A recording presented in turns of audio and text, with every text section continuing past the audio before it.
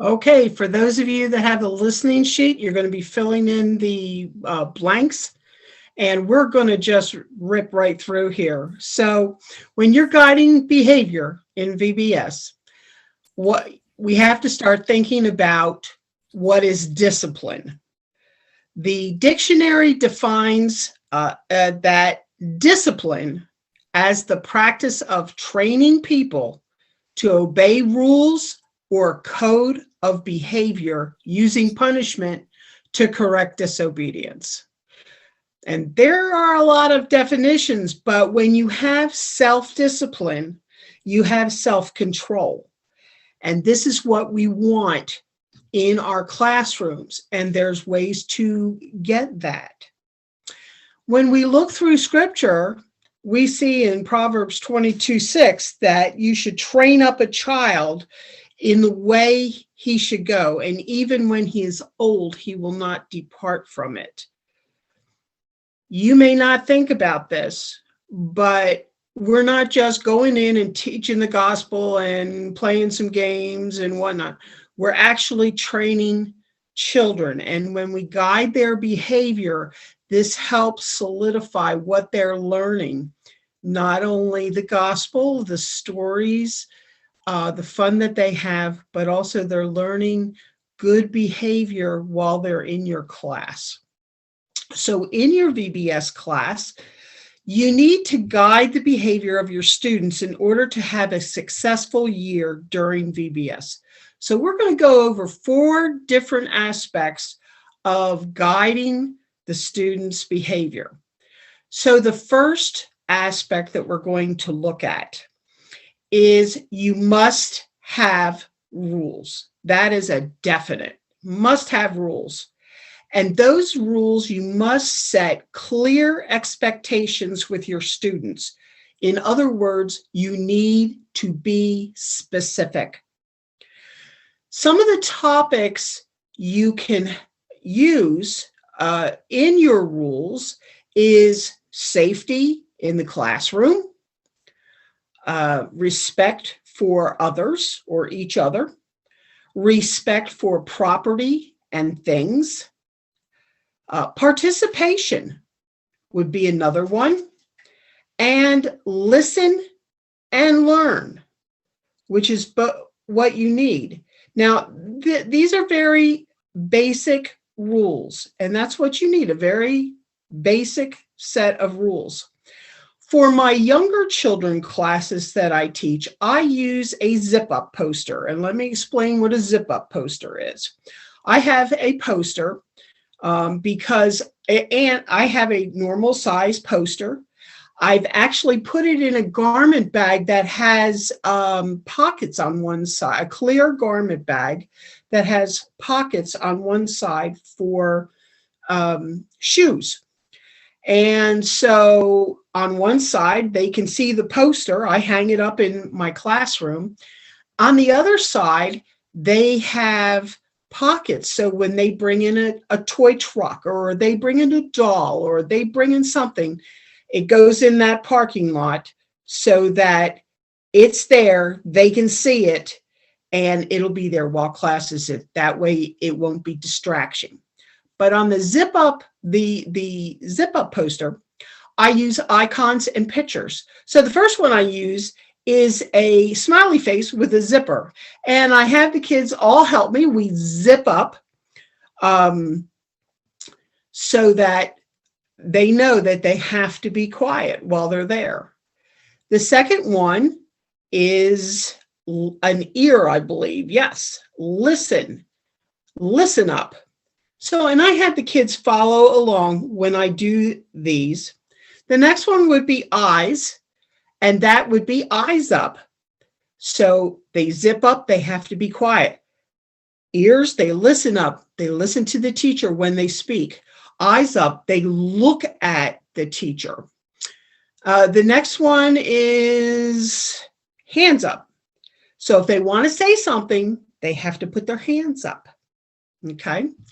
The next one is sit up. And I usually have this child is not touching anything. Their hands are by their side or on their knees, And so they're not being distracting to the people on either side. They're sitting nicely. The last one I just added not too long ago was buddy up. And you have these two friends. Buddy up can be respectful of other people, saying kind things while they're in class, being a friend to other classmates. But buddy up, this does not mean to be a distraction, but it's a way to communicate that they need to be kind while they're in class with other children. And it's nice to, when you're with a younger class with this very basic rule, that you, I kind of play games. Let me see zip up, or let me see sit up, or let me see listen up. So we play games with this so they fully understand what the rules are when they're in class. And it works very, very well because it's a visual. And if they stray out of doing the up rules, I just point to it. Johnny, what is this picture of? Listen up. I said, are you listening? No. Can you listen up? Yes. So I use this with my younger children. I think I would get laughed out of my upper elementary class if I did this with them. With them, I do something different. We design the rules in my class. Let's go to the second aspect of guiding behavior, and that would be leading, loving, and modeling. So we are to imitate God and set the example. That's what we're supposed to do, are we not? We are followers of Jesus Christ. So we have to imitate God and set the example for the children. They watch us. There is no doubt in my mind. And if you step out of where you're supposed to be, they'll catch you at it. And they do it every time. So we're supposed to imitate God and set the example. Second of all, we want to show a genuine love for Jesus and them. It sometimes is very difficult, especially if you have a disruptive child. When I first started out teaching, I had a child who had an inner clock that at 20 minutes, no matter what I was doing in the class, he would get up and say, I'm bored. Now what are we going to do? And it was very difficult to show genuine love for him. But I remember that Jesus showed love to me, and I'm not very lovable some days, and I need to show love to them too. Next, you want to put your cell phone away and wear a watch. Now, this may seem like a no-brainer to some. This may seem very difficult for others because they say, I can't do without my cell phone. And I understand that. We've become a society that lives with cell phones. However, I have seen both elementary, preschool, and adults being taught by somebody who has their cell phone in their hand and they're reading the lesson or reading what they're supposed to say right off the phone. They never have eye contact with the kids. They have no idea what's going on in the classroom. And the classroom is a joke because you have children that are not being engaged. They're bored, or, they just don't get it because you're not engaging them in their different learning styles. You're using your learning style by just reading it off the phone, and you don't care.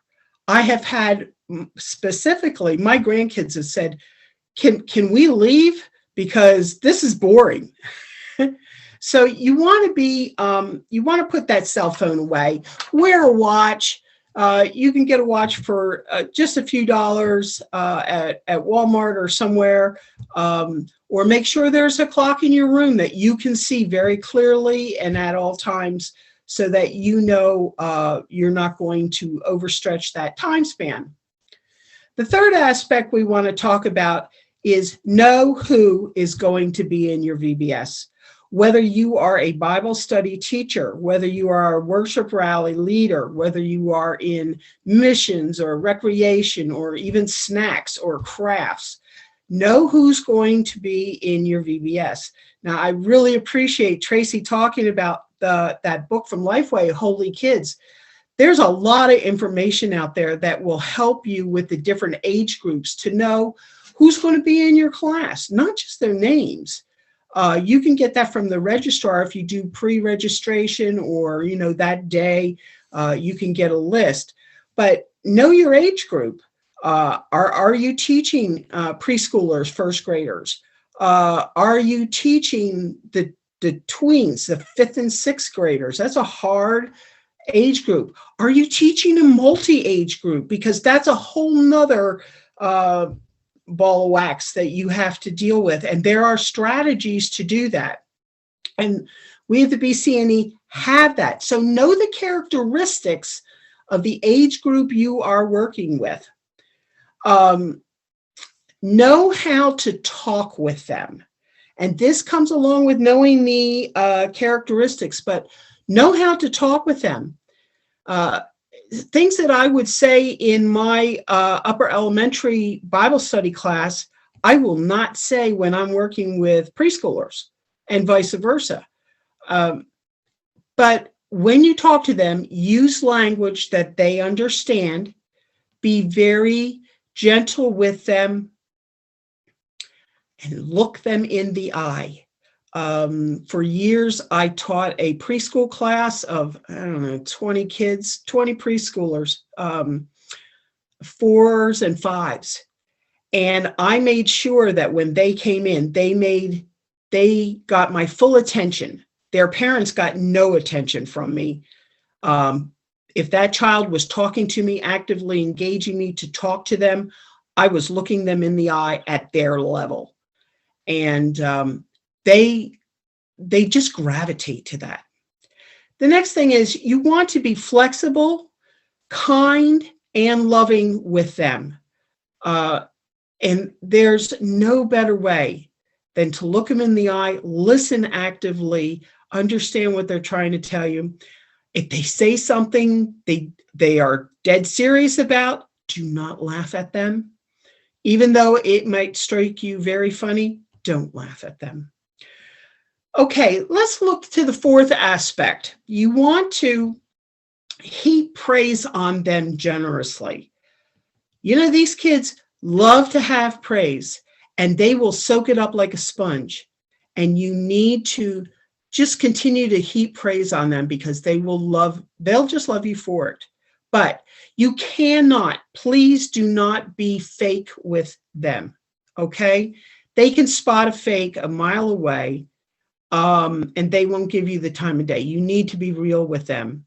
So you need to ask God to open your eyes to see how to praise them. Perhaps they're having a tough time at home. Perhaps they need that friend. Perhaps they're going through something. You need to ask God to open their eyes so you know how to praise them. That's so important. You want to reward them with kind phrases. There are a lot of phrases you can say, job well done, good job, I love that. My 7-year-old grandson hates to hear me say anything with the word pretty in it. So it's got to be cool, it's got to be fantastic, it's got to be any other adjective but pretty. So reward them with kind phrases that they know they've done a good job, you're proud of them. And along that, the next one is brag on your kids to others. That is so important. And make sure they're in earshot of you, because they feel important when they see that you are bragging on them. Oh, let me tell you what Johnny did today. And they just love it. But one caution in this aspect is never call out a child because it breaks his or her spirit. Never do that. You never want to send a child out of the room. If you have a team teacher, and I hope you do,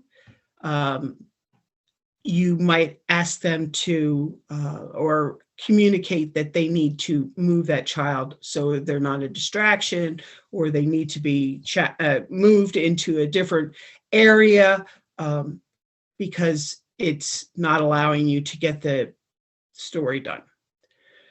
Okay, let's talk about some other things. Always be proactive to prevent problems in your class. Look at your classroom space. Would the decorations and the items in your room be distracting to your class? Now, we had one year we did our preschoolers, kindergarten and first grade, we did in the library. Can you imagine how many distractions are in the library? There's all those colorful books on the shelf. So what we wound up doing was taking sheets and then covering the bookcases and then decorating the sheets with lively colored, but not distracting decorations that allowed them to sit in that room without looking, trying to find out what was behind the sheets. When I was learning how to teach preschoolers and young elementary, I went out with a fellow student because I was in seminary at the time, and we went to a Christian day school and we were teaching the kindergarten, first grade class, and we were doing the story of Moses. And as I set up the story, and that was fine, and as my fellow student, he got into the story of Moses being taken out of the water. And that was great. However, as he got into the story, a little girl says, "I have a backpack. It's blue and pink, and it's got pockets." And the little boy said, "No, mine's got Spider-Man on it." And the whole class just broke open and describing what their backpacks were like. And the guy that was teaching looked at me and his face was completely white and he didn't know what to do. And so I said, "You know what? Backpacks are really good. And I'm glad you have backpacks. But you know what? Moses's daddy didn't have a backpack. He had to carry all those bricks by himself, by hand, because he didn't have a backpack," and got right into the story again. So you have to make sure that the decorations or other things that are in the way are not distracting to your class. Think of ways that you may get over that. Take care of problems before they happen at VBS. Think it through. Walk through your classrooms, maybe walk through your church. Look at problems ahead before they happen. You want to be ready with everything before class. Everything. If you are not ready, the class will find something instead, and it's probably not going to be what you want them to get into. I have seen this happen in the preschoolers, in the elementary. I've even seen it at the college level with adults. It always happens. If the teacher is not ready, the class decides to find something to keep them busy. And not all the time is it a good thing. If you're moving your class between session locations, you want to brainstorm with with your staff for transition ideas so that it doesn't become a just conglomeration of children in the hallway and we're not moving anywhere. So think about how you want to move your class. There's ways that you can do that. We use ribbon with the little ones. And each of the kids had to hold on to the ribbon. But to wrap all this up, always remember to keep your cool, okay? Ask God to help you to respond in the sweetest way you possibly can. And then during class, give the children choices and be flexible, but keep your cool, because this is going to make or break it. If you don't keep your cool, it blows everything out of the water. When you get angry, when you get frustrated, and you seem to take it out on people, it disrupts everything that you're trying to be at VBS for. And that's sharing the gospel with those children, those families that come, because they're watching you. So as you prepare to teach your VBS class this year, start now, right now, in March, right now, during March Madness, by praying for safety, for the event properties where you're going to be at, and for the hearts of the students and their families. Lay down a foundation of prayer over this entire VBS event. I thank you. I'm glad that I could be with you, and we can take some questions and answers. Good stuff, Melva. Good stuff. Yeah, if you have a question, certainly put it there in the chat, and I'll see it. A couple of things that stood out for me, Melva, were two words: preparation and relationships. Yep.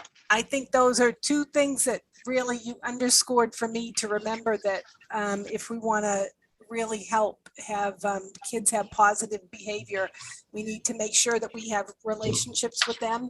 And then, as you underscored, be prepared.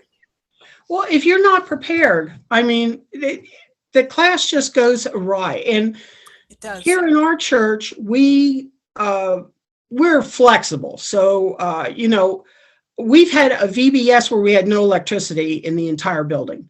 And we were flexible because God provided some guy throwing out 2 boxes of candles. And so we put candles all over the church.